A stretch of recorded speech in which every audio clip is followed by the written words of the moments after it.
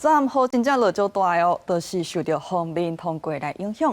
气象署针对未少县市发布大雨特报，尤其伫咧桃园，因为有落大水雨，有所在来淹水哦。也昨嘛因为风真透，大大雾有飞电机无飞，也代替这边南回台东到公路这线，因为电路故障，有上千个旅客受影响。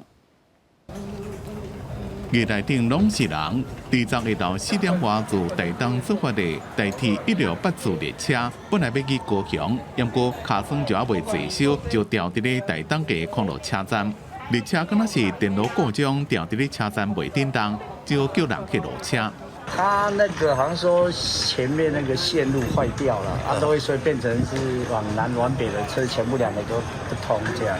1个小时多了，1个小时多了。4点就从台东出发了，然后到现在一直都还在这边。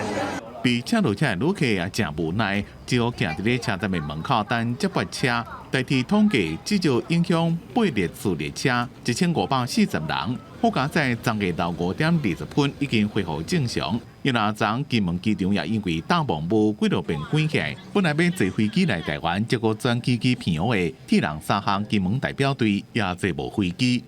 我们就取消，因为我们到的台湾还要再转机到澎湖，那么这样的旅程可能就受影响。看到班机未开啦，结果嘛拄着这种气候延误啊。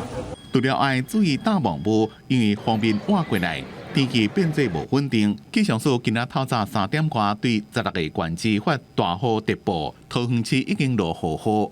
中部以北地区还有山区的雨势会是比较明显的，那整个西半部地区也都要留意，可能会有短延时强降雨、雷击、强阵风等一些比较剧烈的天气现象。今日开始雨有较细，不过西半部台东地区加南势绿岛有可能有局部大雨。伫咧东北季风真强，中部以北一个东北部会感觉较凉，温度降7、8度，就要到明仔载日时温度才会回升。